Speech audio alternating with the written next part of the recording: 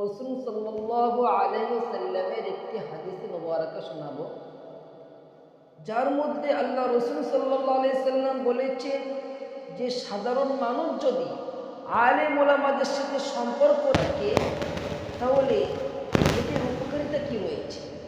এই হাদিসটি তানবীহুল গাফিলিন কিতাবে 101 নম্বর পৃষ্ঠায় রয়েছে।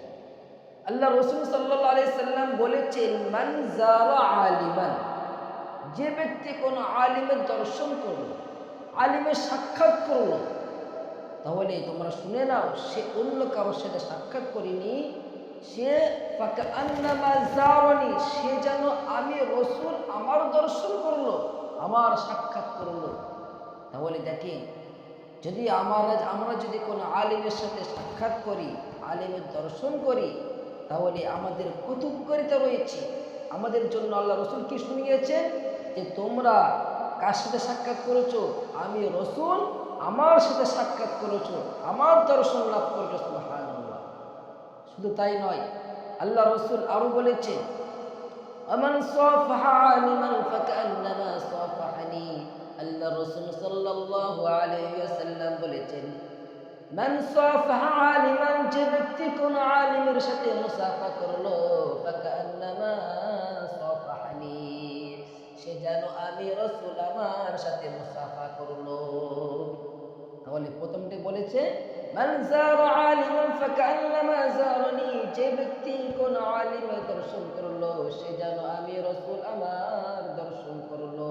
আমান সাফাহা আলিমান ফাকান্নামা সাফাহানি, আর যে ব্যক্তি কোন আলিমের সাথে হাত মিলালো, মুসাফা করলো, ফাকান্নামা সাফাহানি, সে যেন আমি রাসূল আমার সাথে মুসাফা করলো। যে আমার দর্শন করলো সে যেন আমি রাসূল আমার দর্শন করলো, আর যে কোন আলিমের সাথে হাত মিলালো, মুসাফা করলো, সে যেন আমি রাসূল আমার সাথে মুসাফা করলো। সুবহানাল্লাহ। শুধু তাই নয়, আরো বলেছে, ওয়ামান জালাসা আলিমান ফাকান্নামা জালাসানি, আর যে ব্যক্তি কোন আলিমের মজলিসে বসলো, ফাকান্নামা জালাসানি, সে যেন আমি রাসূল আমার মজলিসে বসলো। আর যে ব্যক্তি কোন আলিমের মজলিসে বসেছে, জলসা হচ্ছে কিংবা কোনো মজলিস হচ্ছে, সেখানে যেন আমরা যদি বসি, তাহলে আমরা কার মজলিসে বসলাম, আল্লাহ রাসূল সাল্লাল্লাহু আলাইহি ওয়াসাল্লামের মজলিসে আমরা বসলাম। কত ফজিলত। তারপরে আরো বলেছে, ওমান জালাসানি ফিদ দুনিয়া, আর যে ব্যক্তি যা দুনিয়াতে আমার মজলিসে বসবে, আমার মজলিসে বসলো, আজলাসাহুল্লাহু ইয়াউমাল কিয়ামাতি মাই ফিল জান্নাহ, আল্লাহ রাব্বুল আলামিন তাকে জান্নাতে কিয়ামতের দিবসে আমার সঙ্গে বসাবে। আর যে ব্যক্তি দুনিয়াতে আমার মজলিসে বসলো, তাহলে আল্লাহ তাআলা কি করবেন, তাকে কিয়ামতের ময়দানে জান্নাতে আমি রাসূল আমার সঙ্গে বসাবে, আমার মজলিসে বসাবে। আজকের আমরা দেখি আলেম ওলামাদেরকে আমরা সম্মান করতে চাই না। অনেকে এখন দেখা যায় অনেকে আলেম ওলামাদেরকে পছন্দ করে না, এদের সাথে দুর্ব্যবহার করে। এ সম্পর্কেও হাদিস রয়েছে, যদি কেউ আলেমের সাথে দুর্ব্যবহার করে তাদের জন্য ধ্বংস নিবার্য আসে।